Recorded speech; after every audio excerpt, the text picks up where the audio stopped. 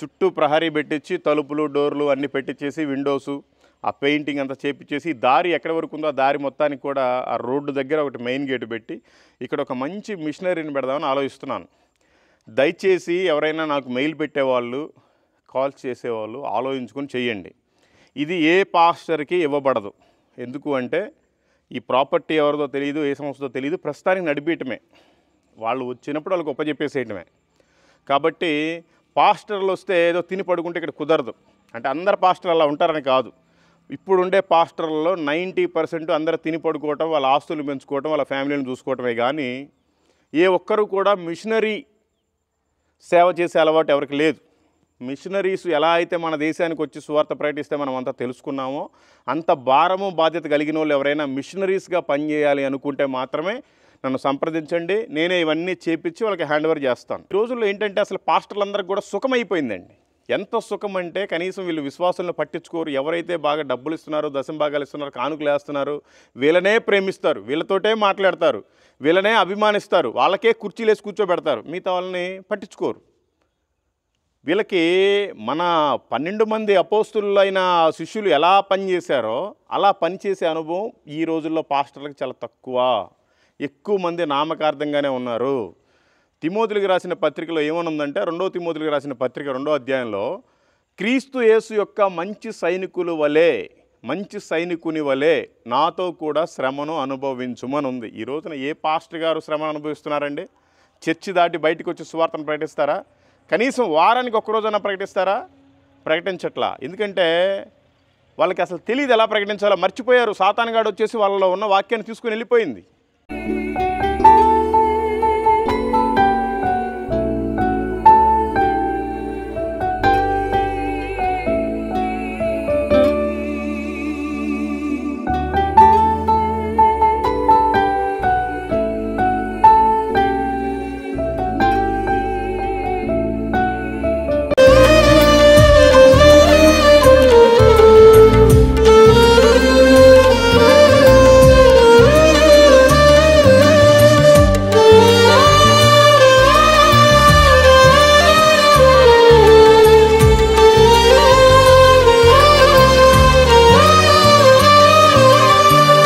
గొప్పగా బ్రతికిన వారే గూడు లేక మిగిలారా, రాజ్యాలను ఏలిన వారే ఒంటరైపోయారా.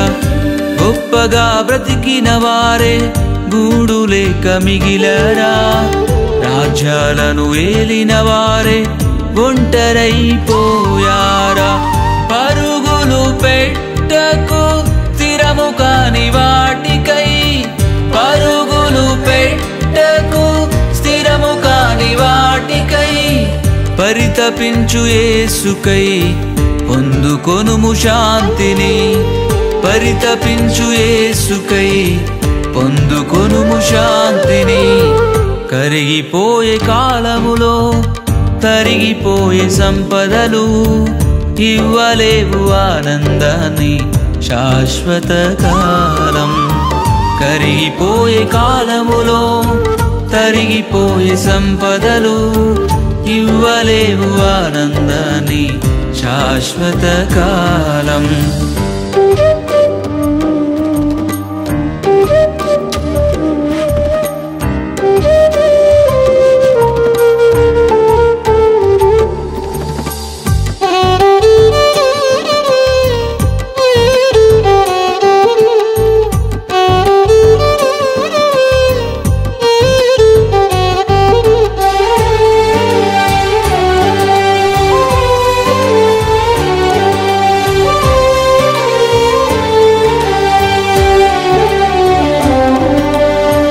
Praise the lord. మీ అందరికీ దేవుని పేరిట పేరు పేరున వందనాలు. ఈరోజు మళ్ళీ పాత చర్చి దగ్గరికి వచ్చాం.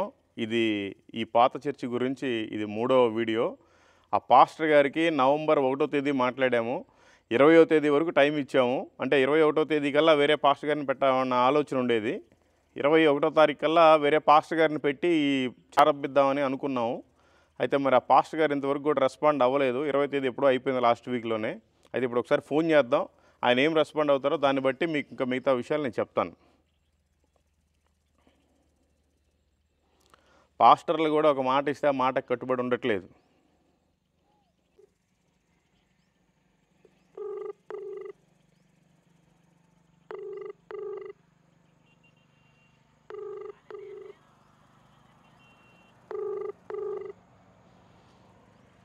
పాస్టర్ గారి ఫోన్ అయితే రింగ్ అవుతుంది. లిఫ్ట్ చేస్తారో లిఫ్ట్ చేయరో తెలీదు.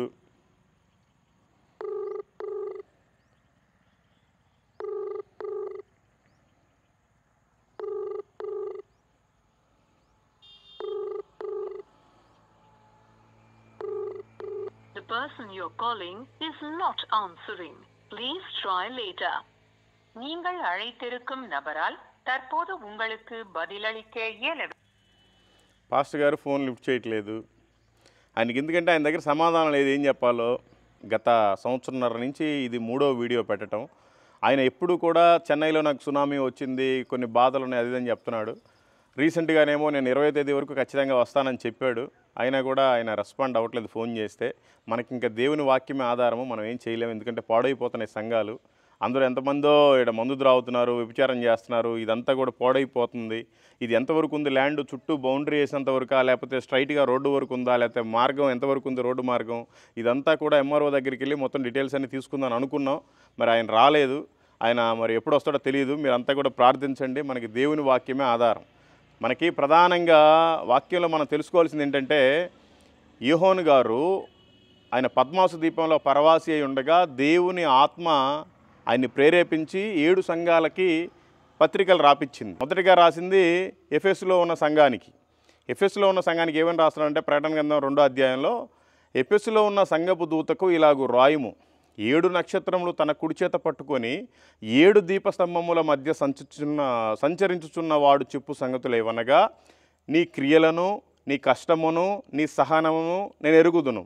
నీవు దుష్టులను సహింపలేవనియు, అపోస్తులు కాకయే తాము అపోస్తులమని చెప్పుకొని వారిని పరీక్షించి వారు అబద్ధికులని నీవు కనుగొంటివనియు, నీవు సహనము కలిగి నా నామము నిమిత్తము భారము భరించి అలయలేదనియు నేను ఎరుగుదును.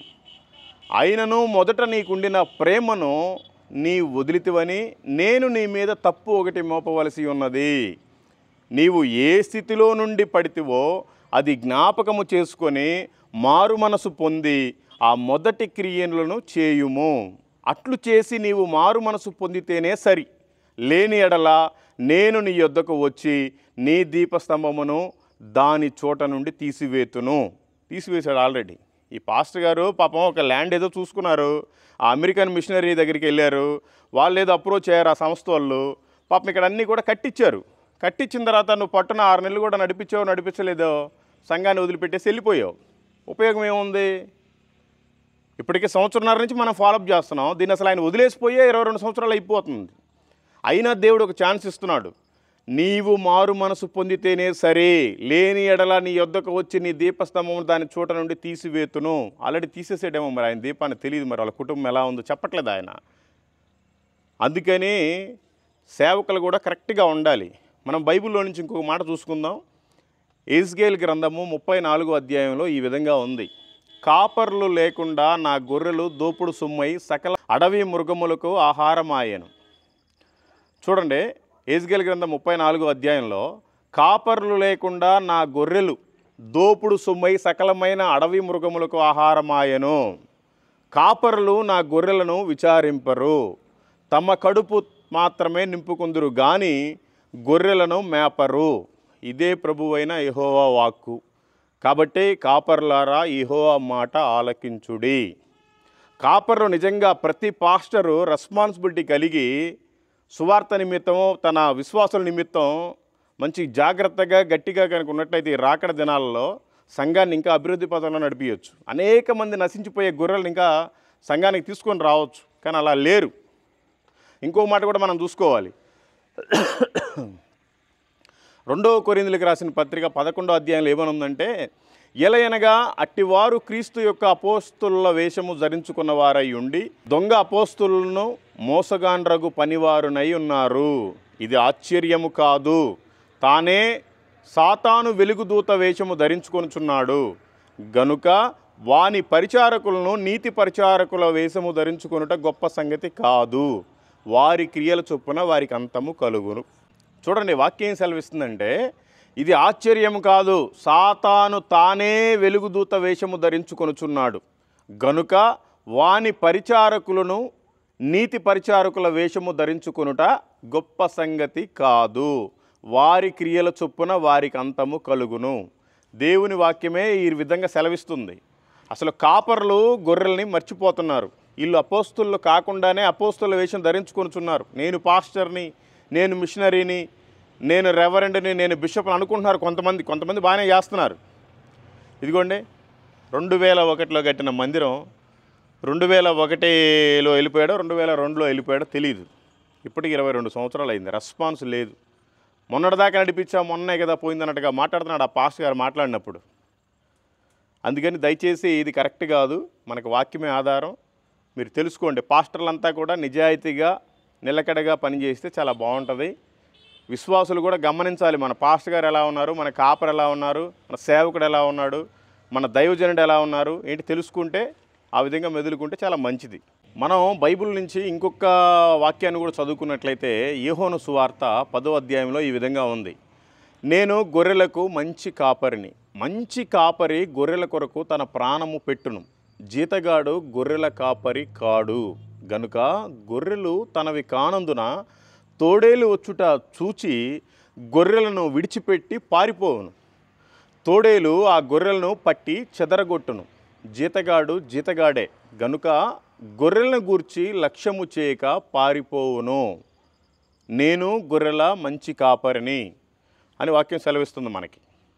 అట్లాగే ఇర్మియా గ్రంథంలో దేవుని వాక్యం చదువుకున్నట్లయితే 23వ అధ్యాయంలో యెహోవా వాక్కు ఇదే, నా మందలో చేరిన గొర్రెలను నశింపజేయుచు చెదరగొట్టు కాపరులకు శ్రమ.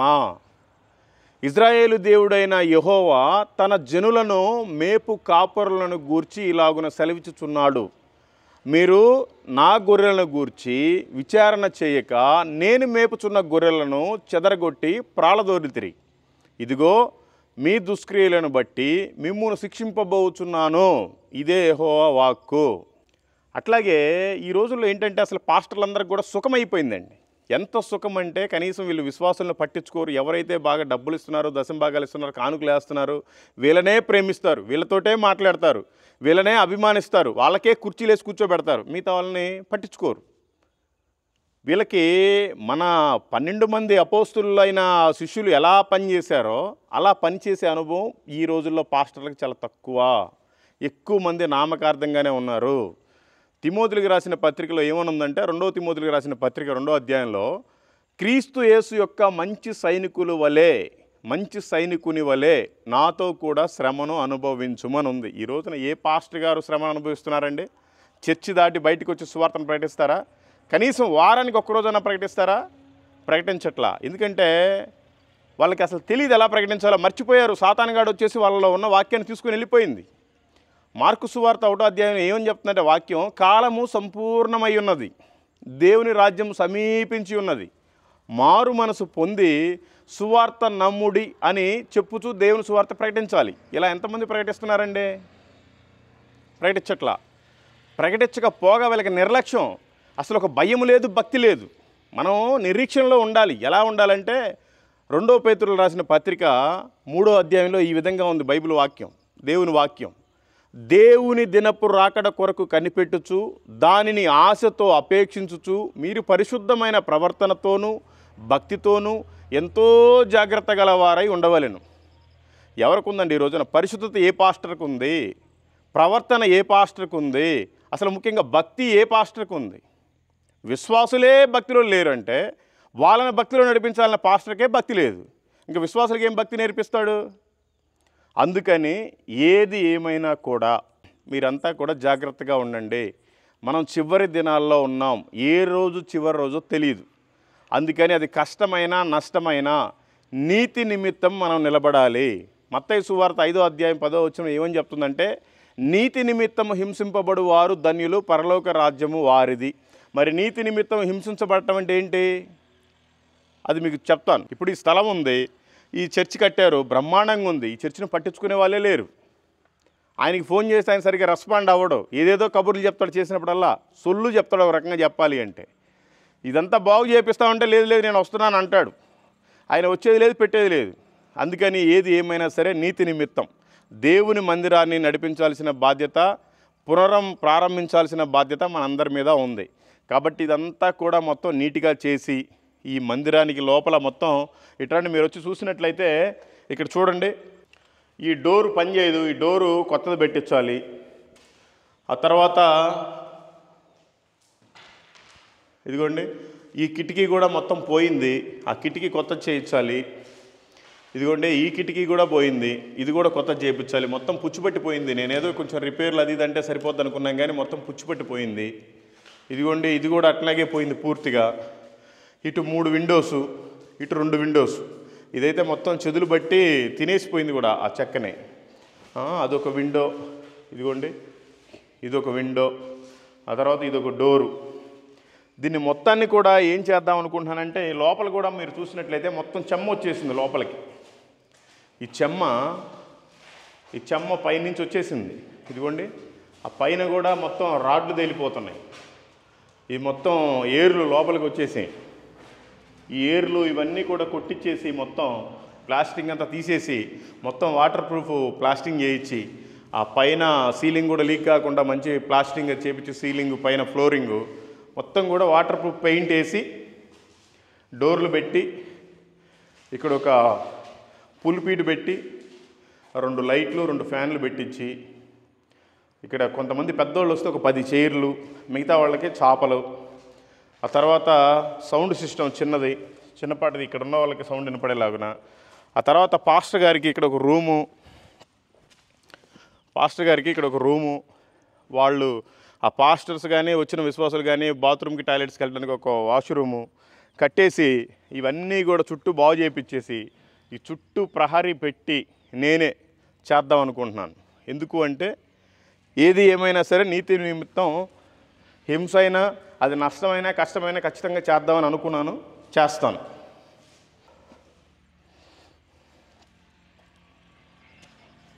సరే మొత్తానికి ఎవరికి ప్రేరేపణ వచ్చి దీనికి సహాయం చేసినా చేయకపోయినా అప్పు అయినా సరే తీసుకొచ్చి 10 లక్షలైనా సరే, 10 లక్షల ఎస్టిమేషన్ అవుతుంది దీన్ని మొత్తానికి చూసాం. 10 లక్షలైనా సరే ఈ చుట్టూ ప్రహరీ పెట్టించి తలుపులు డోర్లు అన్నీ పెట్టించేసి విండోసు ఆ పెయింటింగ్ అంతా చేపించేసి దారి ఎక్కడి వరకు ఉందో ఆ దారి మొత్తానికి కూడా ఆ రోడ్డు దగ్గర ఒకటి మెయిన్ గేట్ పెట్టి ఇక్కడ ఒక మంచి మిషనరీని పెడదామని ఆలోచిస్తున్నాను. దయచేసి ఎవరైనా నాకు మెయిల్ పెట్టేవాళ్ళు, కాల్ చేసేవాళ్ళు ఆలోచించుకొని చేయండి. ఇది ఏ పాస్టర్కి ఇవ్వబడదు. ఎందుకు అంటే ఈ ప్రాపర్టీ ఎవరిదో తెలియదు, ఏ సంస్థతో తెలియదు, ప్రస్తుతానికి నడిపేయటమే. వాళ్ళు వచ్చినప్పుడు వాళ్ళకి ఒప్పజెప్పేసేయటమే. కాబట్టి పాస్టర్లు వస్తే ఏదో తిని పడుకుంటే ఇక్కడ కుదరదు. అంటే అందరు పాస్టర్లు అలా ఉంటారని కాదు. ఇప్పుడుండే పాస్టర్లలో 90% అందరూ తిని పడుకోవటం, వాళ్ళ ఆస్తులు పెంచుకోవటం, వాళ్ళ ఫ్యామిలీని చూసుకోవటమే కానీ ఏ ఒక్కరు కూడా మిషనరీ సేవ చేసే అలవాటు ఎవరికి లేదు. మిషనరీస్ ఎలా అయితే మన దేశానికి వచ్చి సువార్త ప్రకటిస్తే మనం అంతా తెలుసుకున్నామో అంత భారము బాధ్యత కలిగిన వాళ్ళు ఎవరైనా మిషనరీస్గా పనిచేయాలి అనుకుంటే మాత్రమే నన్ను సంప్రదించండి. నేనే ఇవన్నీ చేపించి వాళ్ళకి హ్యాండ్ ఓవర్ చేస్తాను. మంచిగా సువార్త ఈ చుట్టుపక్కల మళ్ళీ ఒకసారి చెప్తున్నాను, ఇటు 2 కిలోమీటర్ల వరకు, ఇటు 3 కిలోమీటర్ల వరకు ఊర్లు లేవు. ఇది రోడ్డుకి సెకండ్ బిట్టు, ఒక 1/2 ఎకరా ల్యాండ్ ఉంటుంది అక్కడ, దానికి ఆనుకొని ఉంటుంది ఇది. ఇక్కడ కరెంటు కూడా నేనే వేపిస్తాను. ట్రాన్స్ఫార్మర్ పెట్టించాలి, ఆ కరెంట్ ఆఫీస్కి వెళ్ళి మాట్లాడి చేపించాలి. అయితే ఎవరైతే ఇక్కడ అడవిలో అయినా ఉండగలనో, ప్రభు నా కోసం వచ్చి ప్రాణం పెట్టాడు, నేను ఖచ్చితంగా అక్కడ నిలబడి సేవ చేయగలను, వాళ్ళు ఎప్పుడో పాస్టర్స్ వస్తే నేను వెళ్ళిపోగలను అనుకున్న మైండ్ సెట్ ఉండేవాళ్ళు మాత్రమే నన్ను కాంటాక్ట్ చేయండి. అతి తొందరలో వీలైతే ఈ వారమో లేదా వచ్చే వారమో దీనంతా కూడా శుభ్రం చేసి నేను మీకు హ్యాండ్ ఓవర్ చేస్తాను. మంచిగా సువార్త పరిచర్య చేయాలి, అనేక ఆత్మల భారం కలిగి ఆత్మల్ని పెంచాలి, సంఘాన్ని విస్తరింపజేయాలి. అలాంటి భారం కలిగిన వాళ్ళు చిత్తూరు జిల్లా మొదలుకొని ఇటు శ్రీకాకుళం జిల్లా బార్డర్ ఇచ్చాపురం వరకు, లేదంటే ఇటు ఆంధ్రప్రదేశ్ తెలంగాణలో 2 రాష్ట్రాల్లో ఉండేవాళ్ళు ఏ జిల్లా వాళ్ళైనా సరే సంప్రదించండి. ఇక్కడ తెలుగు వాళ్ళు తప్ప వేరే వాళ్ళు పనికిరారు. అది కూడా ఏ పరిస్థితులు ఎదురైనా కూడా తట్టుకొని నిలబడగలిగిన వాళ్ళే నాకు కాంటాక్ట్ చేయండి. అది ఆ విధంగా అయితే ఎవరైనా మీరు ఫోన్ చేయండి, నేను మీకు హ్యాండ్ ఓవర్ చేస్తాను. సరే మొత్తానికైతే ఇది మ్యాటరు. పాస్టర్ అయితే ఇంతవరకు రెస్పాండ్ అవ్వట్లేదు. ఒకవేళ రెస్పాండ్ అయినా కూడా నేను వస్తాను స్టార్ట్ చేస్తానని చెప్పుకుంటాడు, కానీ ఆయన రాడు, స్టార్ట్ చేయడు. ఎందుకంటే 22 సంవత్సరాలుగా పాడుబడిపోయింది. ఇది దేవుడి మందిరం, యేసుక్రీస్తు అందరికీ ప్రభు, ఆ పాస్టర్ గారికి ఒక్కడికే ప్రభు కాదు, మనందరికీ కూడా ప్రభు. ఈ మందిరము సమస్త అన్యజనులకు ప్రార్థనా మందిరం, ఓన్లీ క్రైస్తవుల కోసమే ఈ మందిరం కాదు. అందుకని అనేక మంది అన్యజనులకు సువార్త చెప్పే భారం కలిగిన మిషనరీ పరిచర్య చేయడానికి ఎవరికైనా ఇంట్రెస్ట్ ఉంటే 2 తెలుగు రాష్ట్రాల్లో ఏ ఒక్కరైనా సరే నాకు మెయిల్ పెట్టండి, నేను మీకు కాంటాక్ట్ అవుతాను. ఎవ్వరికి ప్రేరేపణ రాకపోతే అప్పు చేసైనా సరే ఈ చుట్టూ ఈ పనులన్నీ నేనే చేసి దగ్గరుండి మీకు హ్యాండ్ ఓవర్ చేస్తాను. సేవ చేసిన రోజులు మంచిగా చేయండి. ఒకవేళ దేవుడు ప్రేరేపించి మళ్ళీ కనుక ఆ పాస్టర్ వస్తే ఆయనకి ఇచ్చేసి వెళ్ళిపోవాలి ఏ క్షణానైనా. ఎందుకంటే ఈ ప్రాపర్టీ ఎవరిదో మనకు తెలియదు, ఇది ఎవరు కట్టించారన్నదే తెలుసు, కానీ ఈ స్థలం ఎవరిది ఎంత ఉంది అంటే తెలియదు.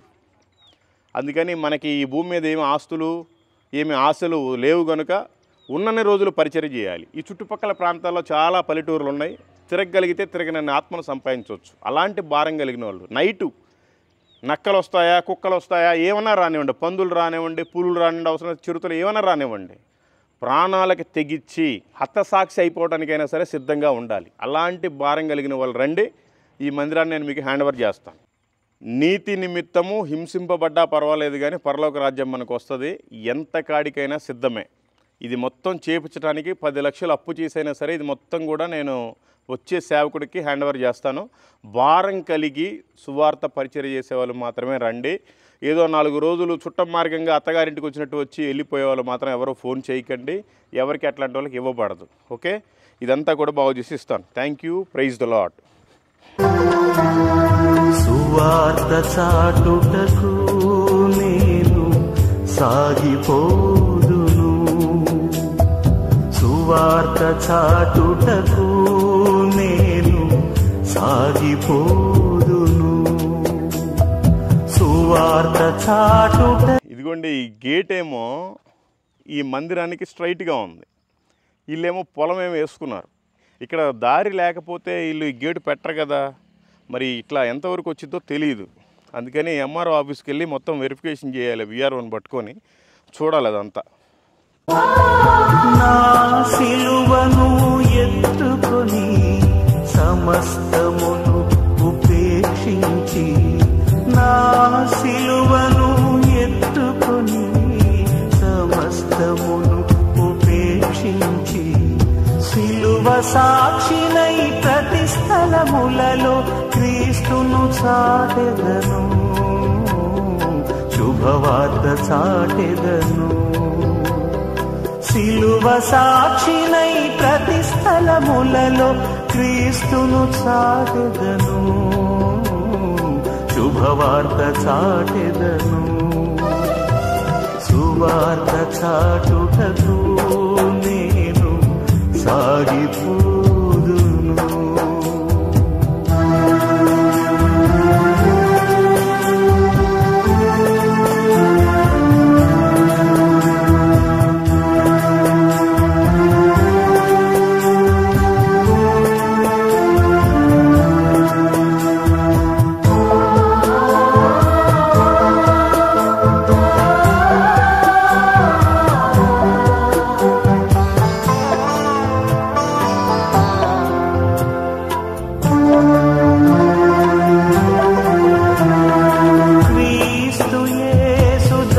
పనివాడను కురియొద్దకుని సాగెదను, క్రీస్తు యేసు జత పనివాడను కురియొద్దకుని సాగెదను.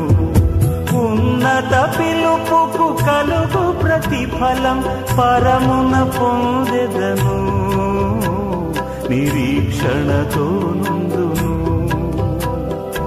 ఉన్నత పిలుపుకు కలుగు ప్రతిఫలం పరమున పొందెదను, నిరీక్షణతో నుండును.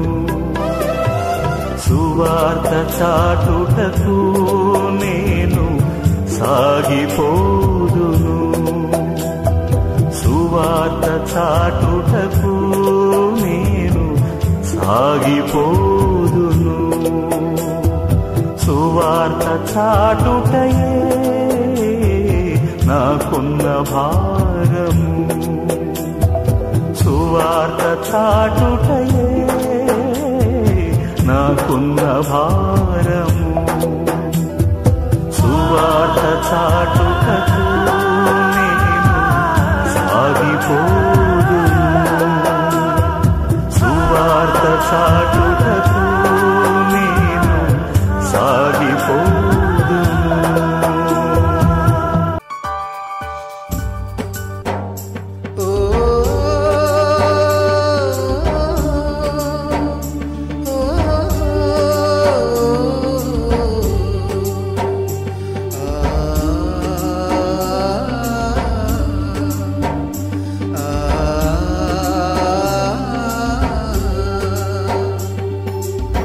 పంపుము దేవా పనివారలను పంటను కోయుటకు, నేడు పంటను కోయుటకు. పంపుము దేవా పనివారలను పంటను కోయుటకు, నేడు పంటను కోయుటకు. కొంతమందియే శ్రమపడుచుండగా చింతయలేని క్రైస్తవులందరిన్ పంపుము దేవా పనివారలను పంటను కోయుటకు, నేడు పంటను కోయుటకు.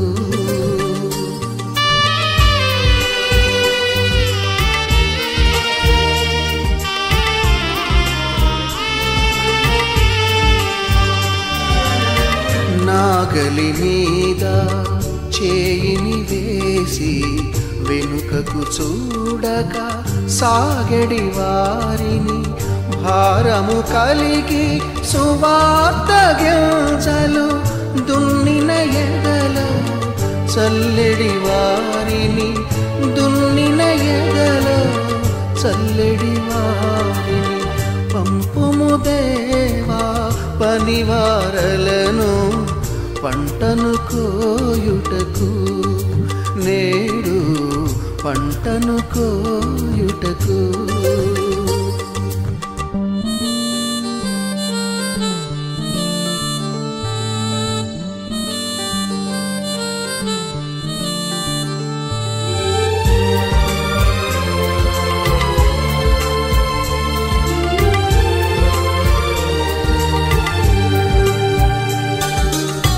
తెల్లబారిన పొలములు చూచి తెల్లవారక ముందే లేచి, ఉల్లము దేవుని ఆత్మతో నిండగా ఉల్లాసముతో కూర్చెడి వారిని, ఉల్లాసముతో కూర్చెడి వారిని పంపుము దేవా పనివారలను పంటను కోయుటకు, నేడు పంటను కోయుటకు.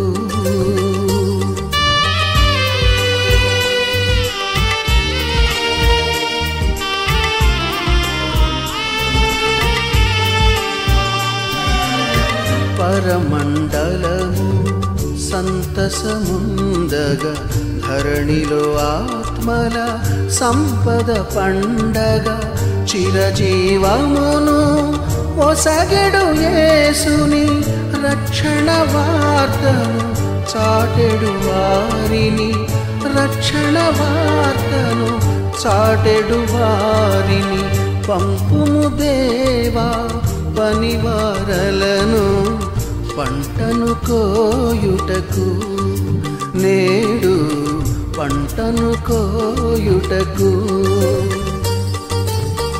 కొంతమందియే శ్రమపడుచుండగా చింతయలేని క్రైస్తవులందరిన్ పంపుము దేవా పనివారలను పంటను కోయుటకు, నేడు పంటను కోయుటకు.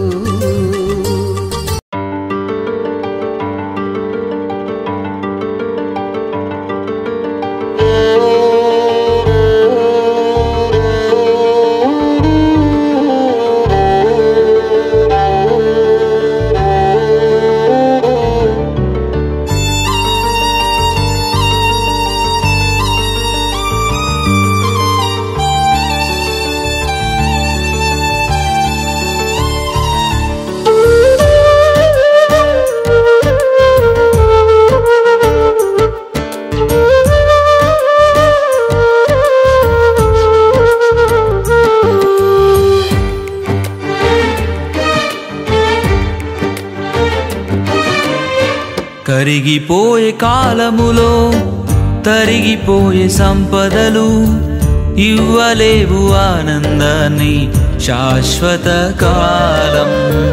కరిగిపోయే కాలములో తరిగిపోయే సంపదలు ఇవ్వలేవు ఆనందాన్ని శాశ్వత కాలం. శాశ్వతమైనది యేసయ్య ప్రేమ, అంతము కానిది ఆ దివ్య ప్రేమ. శాశ్వతమైనది యేసయ్య ప్రేమ, అంతము కానిది ఆ దివ్య ప్రేమ.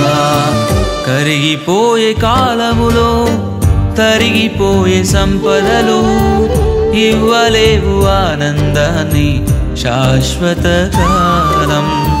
కరిగిపోయే కాలములో తరిగిపోయే సంపదలు ఇవ్వలేవు ఆనందాన్ని శాశ్వత కాలం.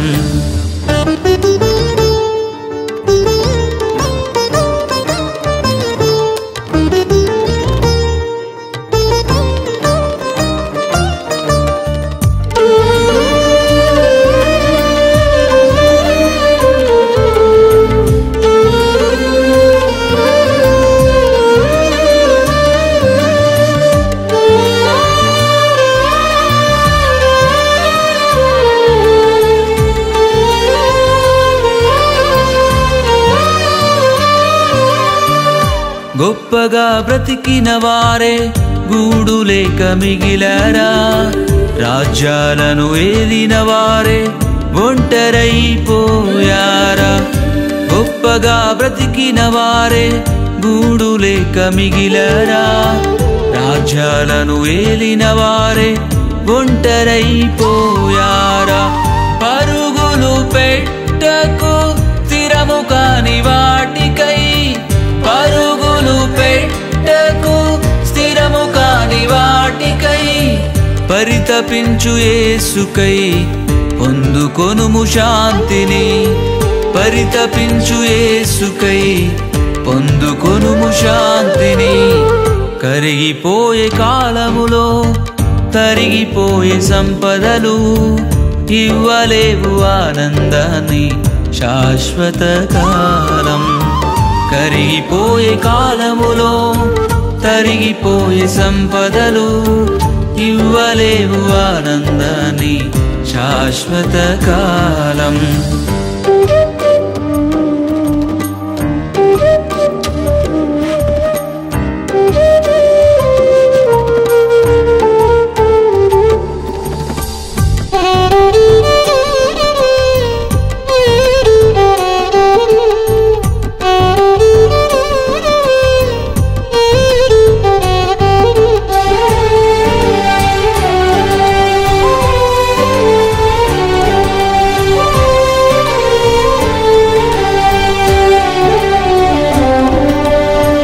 లోకమంత నాదేనని ఆదమర్చి తిరుగకు, లెక్క చెప్పే రోజు ఉందని ఏనాడు మరువకు. లోకమంత నాదేనని ఆదమర్చి తిరుగకు, లెక్క చెప్పే రోజు ఉందని ఏనాడు మరువకు. తప్పించుకోలేవు తీర్పు దినమందున, తప్పించుకోలేవు తీర్పు దినమందున. తిరుగుము యేసు వైపు ఈ దినమందైనా, తిరుగుము యేసు వైపు ఈ దినమందైనా. కరిగిపోయే కాలములో తరిగిపోయే సంపదలు ఇవ్వలేవు ఆనందాన్ని శాశ్వత కాలం. కరిగిపోయే కాలములో తరిగిపోయే సంపదలు ఇవ్వలేవు ఆనందాన్ని శాశ్వత కాలం. శాశ్వతమైనది యేసయ్య ప్రేమ, అంతము కానిది ఆ దివ్య ప్రేమ. శాశ్వతమైనది యేసయ్య ప్రేమ, అంతము కానిది నా దివ్య ప్రేమ